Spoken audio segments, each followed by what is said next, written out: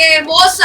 ಸ್ವತಃ ನಟಿಯೇ ಈ ಹೇಳಿಕೆಯನ್ನ ನೀಡಿದ್ದಾರೆ. ನನಗೆ ಮೋಸ ಆಗಿದೆ, ನ್ಯಾಯ ಸಿಗತ್ತೆ.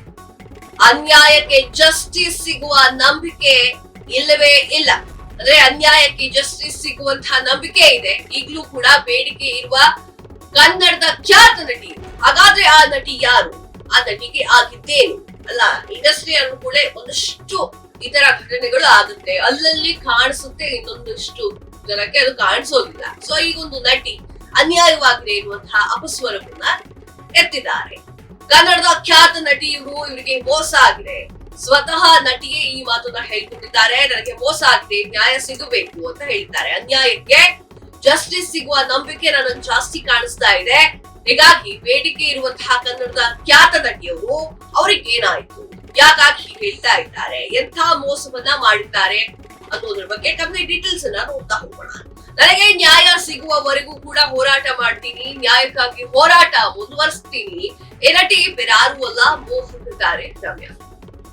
ಹೌದು, ಮಾಜಿ ಸಂಸದೆ ನಟಿ ರಮ್ಯಾಗೆ ಮೋಸವಾಗಿದೆಯಂತೆ. ಹಾಸ್ಟೆಲ್ ಹುಡುಗರು ಟ್ರೇಲರ್ ನಲ್ಲಿ ನನ್ನ ಪಾತ್ರದ ದೃಶ್ಯದ ಬಳಕೆಯನ್ನ ಮಾಡಿಕೊಂಡಿದ್ದಾರೆ. ಚಿತ್ರತಂಡ ನಾನು ಅಭಿನಯಿಸಿದ ದೃಶ್ಯವನ್ನ ಬಳಕೆ ಮಾಡಿಕೊಂಡಿದೆ.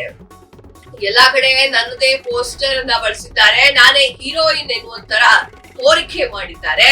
ಇದು ತಪ್ಪು ಅಂತ ಹೇಳಿ ಕೋರ್ಟ್ ಮೆಟ್ಟಿಲಿರುವಂತಹ ರಮ್ಯಾ ಇದು ತಪ್ಪು ಅಂತ ಹೇಳಿ ಕೋರ್ಟ್ ಮೆಟ್ಟಿಲನ್ನ ಏರಿದ್ರು.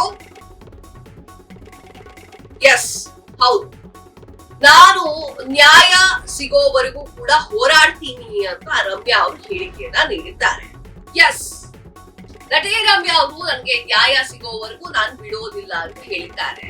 ಅದು ಕೂಡ ಹಾಸ್ಟೆಲ್ ಹುಡುಗರು ಬೇಕಾಗಿದ್ದಾರೆ ಸಿನಿಮಾದಲ್ಲಿ ಅವರ ಎಂಟ್ರಿಯನ್ನ ಇಟ್ಕೊಂಡು ಆ ಟ್ರೇಲರ್ ಹೇಗಿತ್ತು ಅಂದ್ರೆ ಹೋಲ್ ಸಿನಿಮಾದಲ್ಲಿ ರಮ್ಯಾ ಅವರೇ ಹೀರೋಯಿನ್ ಅನ್ನುವಂತಹ ರೀತಿಯಲ್ಲಿ ತೋರಿಸಿದ್ರು. ಬಟ್ ಅದ ಆತರ ಇರ್ಲಿಲ್ಲ ಅಂತ ಹೇಳಿ ರಮ್ಯಾ ಅವರು ಸ್ಪಷ್ಟನೆಯನ್ನ ನೀಡಿದ್ದಾರೆ.